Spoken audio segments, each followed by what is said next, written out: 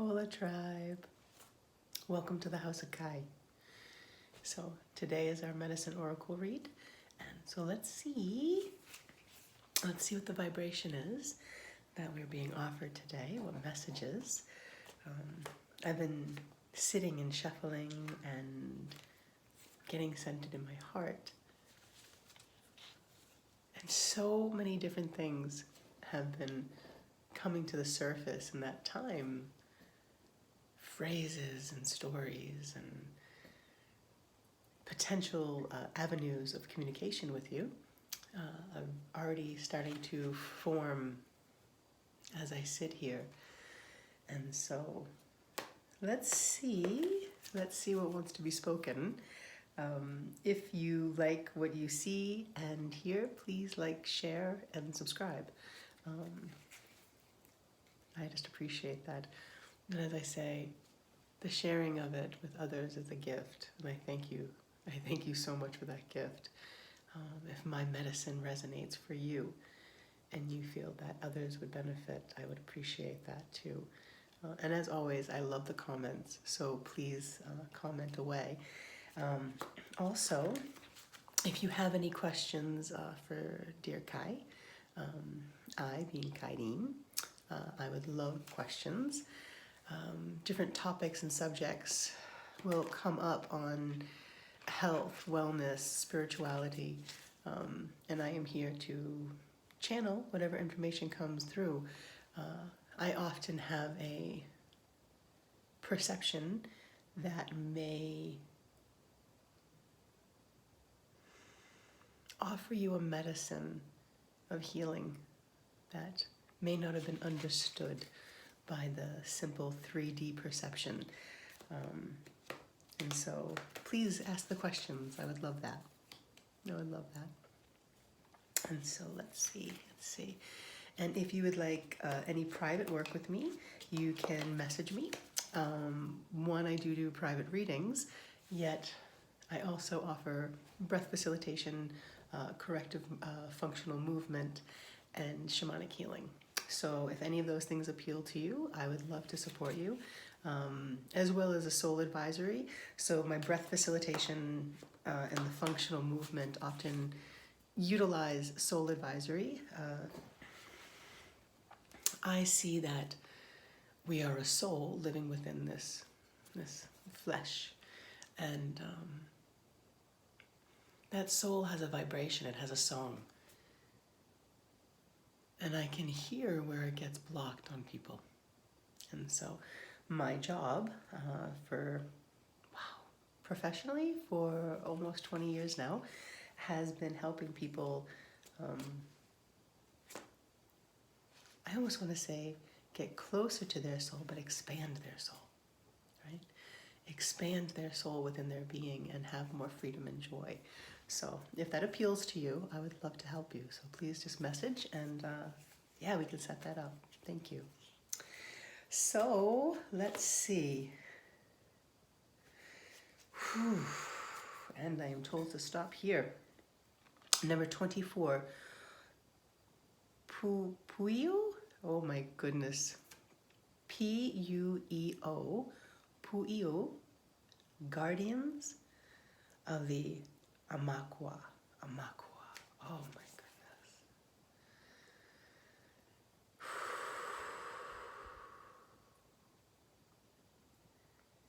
Being centered in knowing. Knowing that the information being guided into us is of the pure light. I love seeing how these owls are, the balance here of on either side, right? These large earrings, these receptivities, right? And these all-knowing owls coming in and communicating me data and information. Now, what I personally have learned on my journey is the information is important. It is up to you, your soul, to be in alignment with self and knowing in order to be clear of the data. So I, for one, have, how I typically work is I lean into uncomfortable situations and I participate in what I refer to as drinking a little of the poison. And I do this, I take in a little bit of the information or the data, and it can hurt, it can be bitter, it can feel sickening. And then I sit with it, I chew on it, I digest it a bit, and I allow myself to purify it from the vibration of who I am. And in doing so, it helps me to become clear of which directions and what is true of the data I'm receiving. So as we're receiving this information, what I recommend is don't hold on to any of the information as 100% true. Allow yourself to drink it in and meet it with your authentic self. I know that's not always easy. We have so much anxiety, right? There is so much anxiety of being right or not fucking it up, or, just, I know me, not wanting to mess things up, not wanting to do things wrong. I laugh because I would never think I'm a perfectionist, but I am. I definitely am. And I don't really mind because my perfectionism is rooted in love.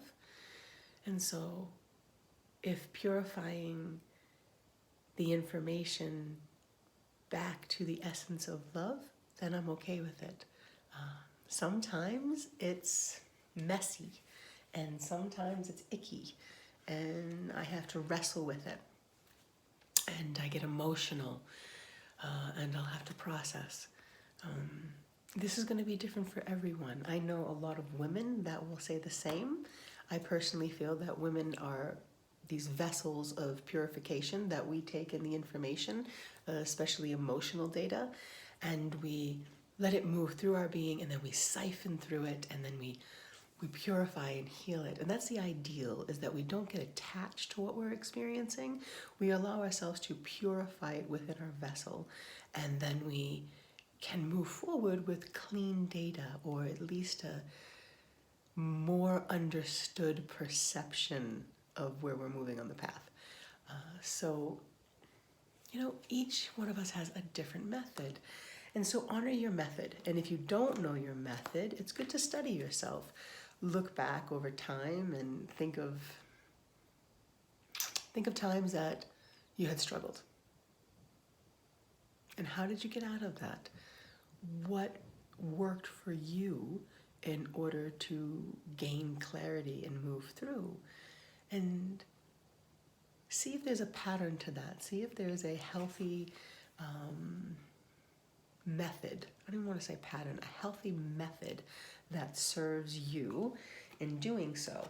Now, I will say that I don't really like drinking the poison. I definitely don't like drinking the poison. However, personally, I feel that if you don't drink the poison, you won't know the medicine. That's just me. That might not be everybody's way. Some people don't need to get that close to it. They don't need to drink it in. They can witness it from externally and they can brush it off, and they can be clear. Or they don't look for the medicine. They just know that they can safeguard themselves from the poison. That's not bad. It's a way of working through it. My purpose in this lifetime has been to help people heal themselves through illnesses and disease and pain. So me drinking in a little of the poison so I can teach others how to find their way out of their actual illness or disease. And I have to be very cautious because, I deal with people with some pretty bad illnesses and diseases. And so meeting the vibration of what they're experiencing, I have to be cautious as to do I need to drink that in, or can I read it externally without subjecting my being to the experience? Because I will embody the experience, and I myself will have to move through it. And it can be quite painful and uncomfortable, painful, sickening, debilitating. So I have learned at this stage of how much I actually need to in order to achieve the goal that I'm looking to. And so I love this card. And so, all right, I'm definitely getting, there's another card that goes with this one. You know, and we pulled this card the other day, and it is dependability. And so it's a beautiful masculine and feminine energy coming together, and I love, she is looking at the lotus flower and he is looking at her. And so trusting that inner knowing, right? Trusting the inner knowing. What do they refer to it as? The North Star, your North Star within you, right? So when I see this card, I love that masculine and feminine coming in, right? That's a unity within. I see this card as not just an external partner. I see it as you as your own internal partner, doing the dance of self-unity, becoming your own personal level of dependability. So as we're taking in this information, really getting centered and clearing out. Oh my goodness. And it tells me to stop. And what do we get? We get unity. It has been the word of the day. I have, and I'm taking it. I am taking it right underneath alchemy.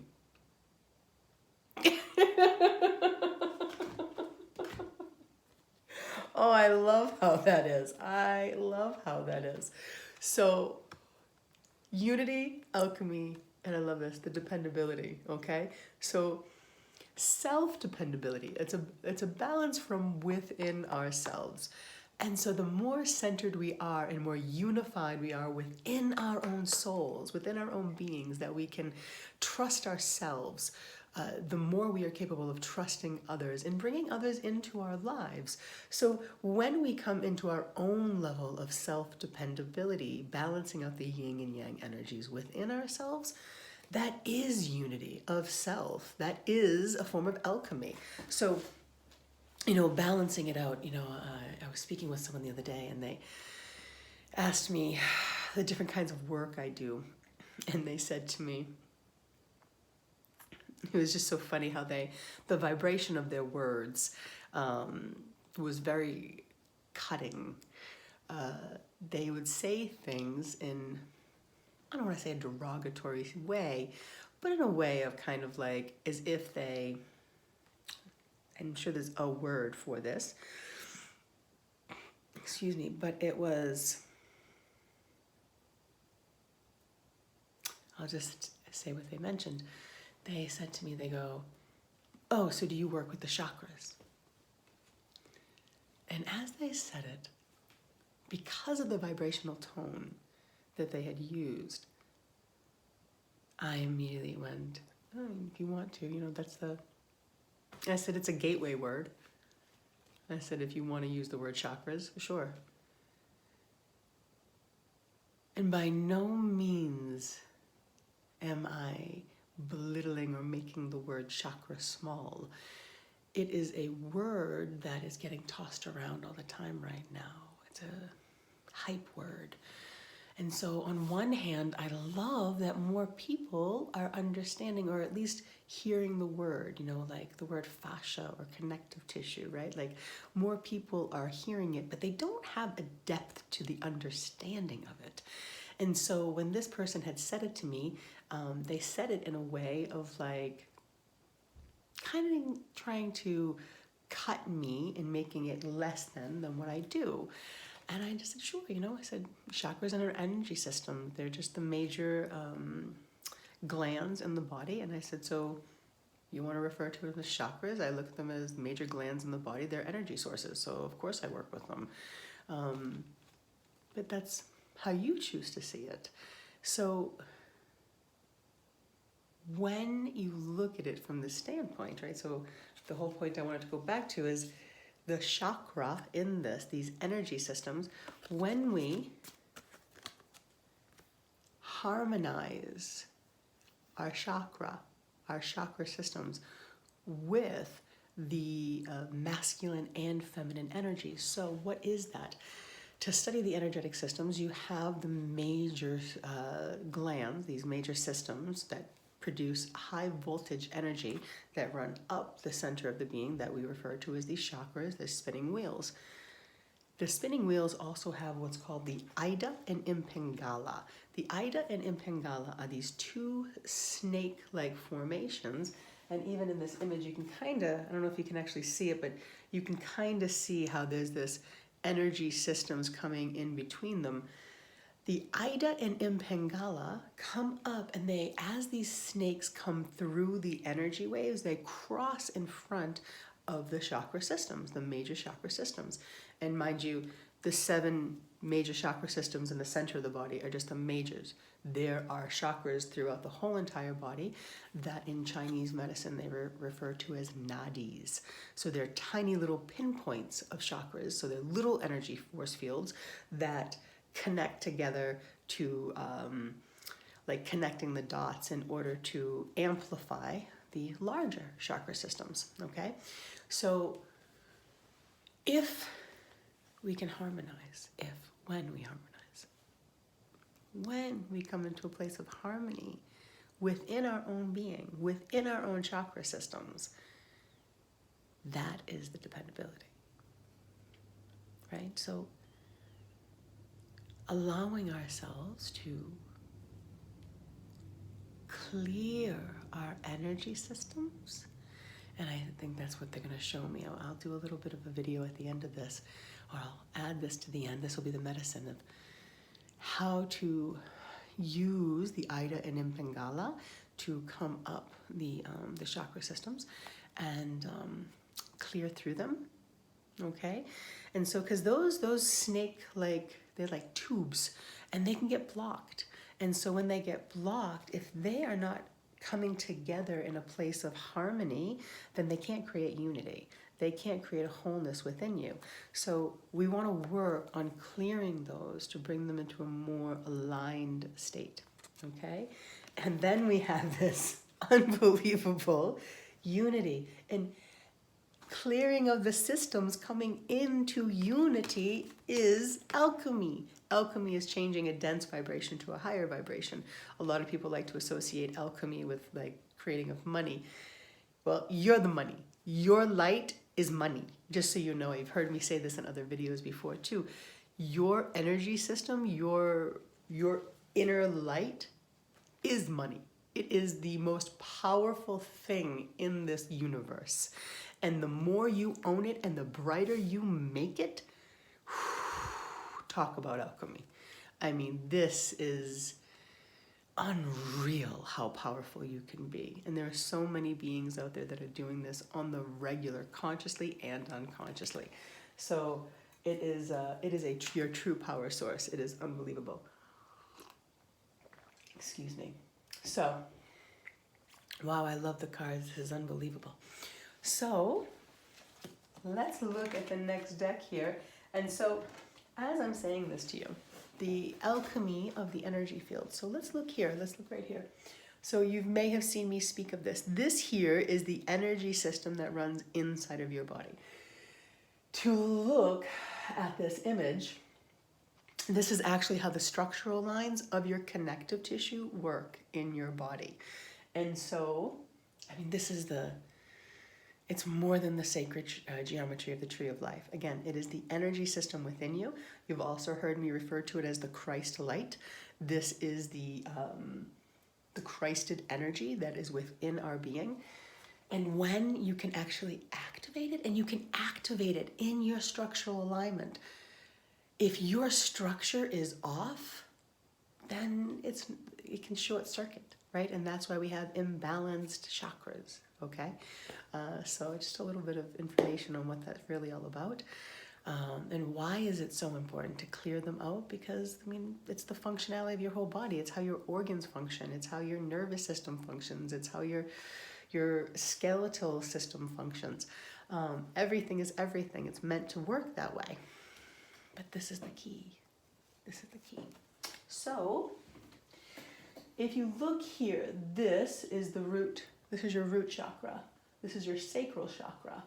This is your solar plexus. This is the heart, okay? And you can, let's see if I can get this to go a little higher. All right there. And so we have the heart. Whoop, that's not it. There it is. There's the heart. And then you have the throat. Whoop. Thanks for playing. We have the throat. We have the third eye. Whoop, nope, other direction. Third eye, this one. And then all the way at the crown, we have the crown all the way up there, okay? So you can look at this right here as the Ida and Impingala. So this energy comes in, the snakes come in, it meets here, it crosses over, it comes back up, it crosses over, it comes back up, it crosses over, okay? So the Ida and Impingala come up and they cross through, and you've also heard the phrase of Kundalini rising. The Kundalini rising is this. It is when the Ida and Impingala come up the chakra systems and come all the way out to the crown. So I have a couple of moves I do in my yoga practice that I teach that can activate that effortlessly. And it's pretty amazing to witness a room full of people have Kundalini rising experiences all together. Oftentimes people refer to, they think that Kundalini rising experiences can only happen on a sexual level. It's not true. It is a sexual energy because it is coming from the root, the baseline fire inside of us, and it's to come all the way up into the crown. When you do have the experience, it does feel orgasmic. So it's often associated with sex. It has nothing to do with sex. It has nothing to do with sex. It can be achieved on our own, just from a few simple stretches. And in those movements, with the breath and these stretches, you can literally open up that chakra system and you can clear your own chakras like that. And what I love is when this happens with people, it's so cool. When this actually happens with people, the room goes silent. Like, it could have been loud. Like, I do this at gyms with people, and you can hear all the people on treadmills and heavy equipment pounding, and all of a sudden, it's like none of that exists. None of it. And I witness as a room of people just zen. They're zen. It is the coolest experience. So, I will generically communicate our chakras again. You have the root chakra.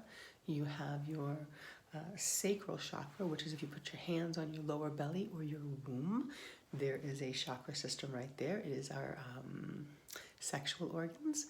You come into the solar plexus, which is right underneath the diaphragm, right? So you have the ribs that curl like this, and then right underneath that diaphragmatic shape is your will center, your solar plexus. You then have the heart, right? Throat, third eye, and crown. Imagining, simply visualizing, and you can do one side at a time. I think it's a little bit more complex.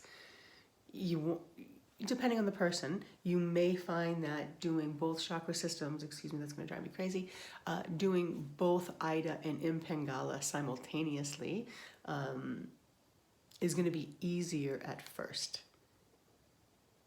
So,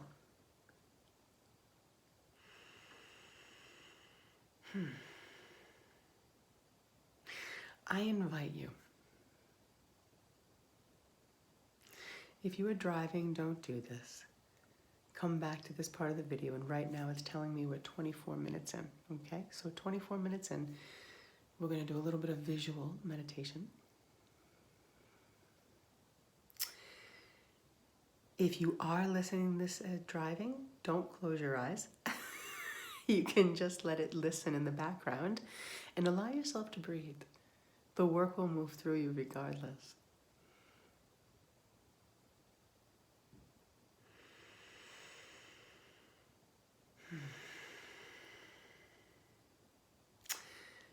Take in an elongated breath. Allow for this breath to lengthen your spine from your pelvic floor up beyond the heart and out the crown of your head. Allow for that breath to lengthen you. Simply notice. Notice where it is effortless to breathe and notice where it's a struggle. And don't judge it. Simply notice. For the next 3 breaths, I ask that you expand the breath as much as you can. Expand so much that you feel resistance and a staggering feeling within your being. Allow that breath to lengthen all the way up the spine and out the crown of the head. As this breath enters and you expand, that staggering feeling will start to dissipate the more you expand and breathe. Be unafraid of the level of exhalation you must use. Heavy, grunt, growl, whatever it is. Allow for the exhalation to drop out of your body.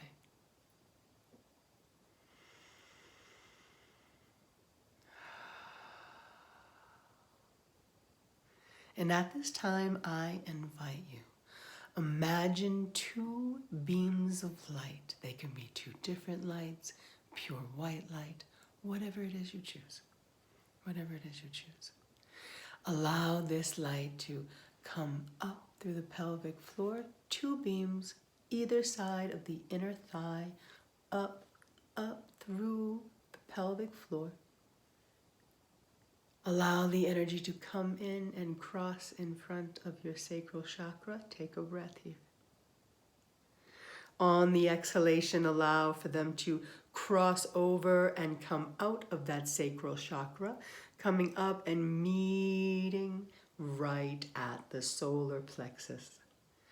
Again, take a breath in and allow them to cross at the solar plexus and up into the heart. Allow these energies to come through the heart, crossing at the center. And again, on your inhalation, allow them to move up even further, crossing into the throat.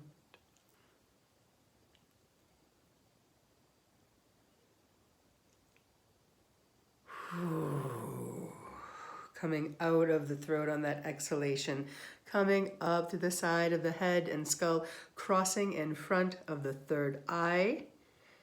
On that exhalation, allowing them to flow and come right out the crown of the head.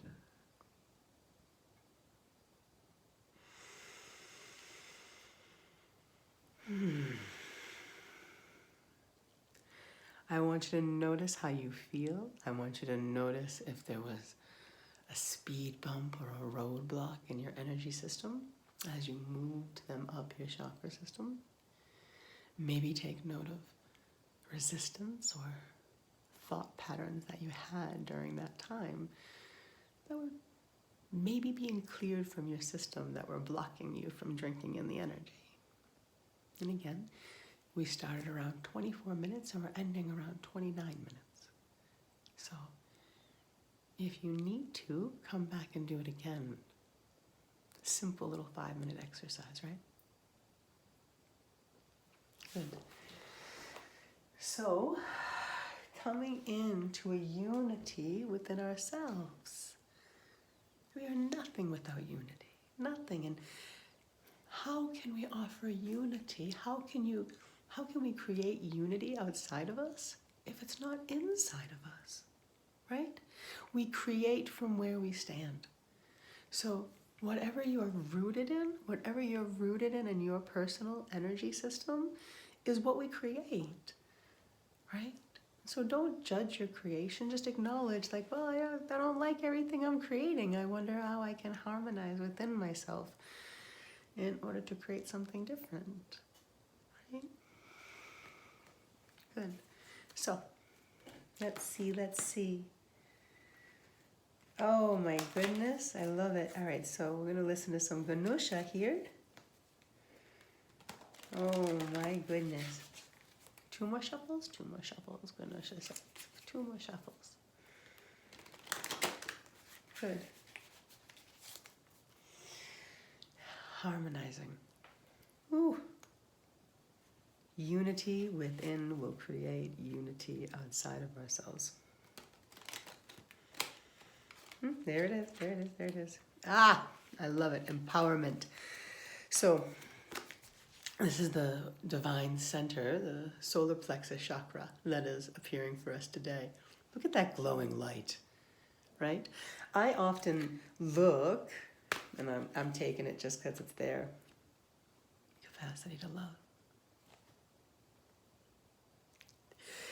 The more clear our systems are, the greater the capacity to love. And I just had this conversation today, and it's interesting because the client I was speaking with is the one that turned and said, you have nothing without unity. She's an elder of mine, and I adore her. And she just, I consider her high counsel. She is high counsel. And when she just turned out of nowhere and was like, there's nothing without unity. Nothing. How can we create without it? And it's unity within. Unity within. If we ourselves don't unify, then we make a mess outside of ourselves. When we are fragmented as beings, we create fragmented worlds, right? So, number 23 here, empowerment, the divine will center, okay? So I will often say that to the solar plexus, I think of the, to thine own self be true, right? So to the thine own self, I'm referring to the I am within you, okay? So the I am presence within you is amplified in your solar plexus. Like you are the sun. You are the sunlight within you.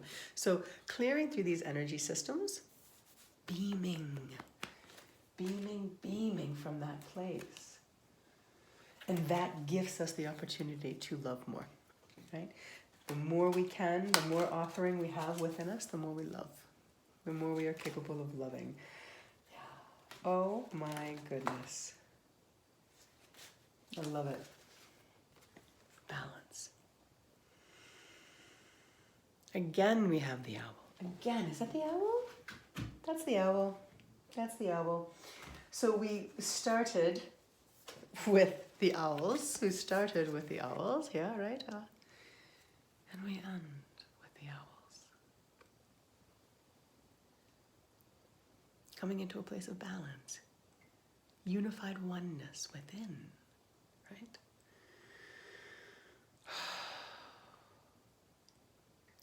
Work on these energy clearings. So again, I believe it was 24 minutes into 29 minutes in. Come back to that piece and do the work again, okay? We are definitely required at this time to become more unified within ourselves. If you, like I said, if we ourselves are not unified, then it's almost impossible to help others become unified. And know that balance, this whole thing, like the second we find balance is the moment we can come out of balance. There's only so many people that are really good at riding a surfboard or, balancing things. So your balance will always be tested. It's okay. It's okay. That's part of the fun, right? Falling down can sometimes be part of the fun. I have to laugh. I may have mentioned this before, but there was a video that I will probably talk about all the time now because it just thrilled me. I worked with a young client today, and a young male, 13, and I told him about this video, and he just laughed, and he went to the next level of it, which was even better. So it was two boys really young, maybe like 3 and 5 years old, and it's a trash can. And you know the ones where you push on the bottom and the metal lid comes up, right? So you have one boy on the side where where you're pushing on the pedal, and the other little boy's on the other side, and he's standing right there, and every time he does, the other one pushes on the thing, and the metal thing slams him in the face.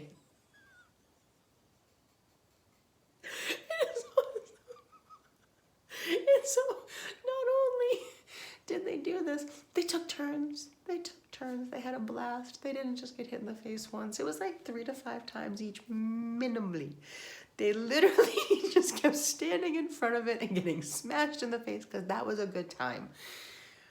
I'm not saying, I mean, it is boys.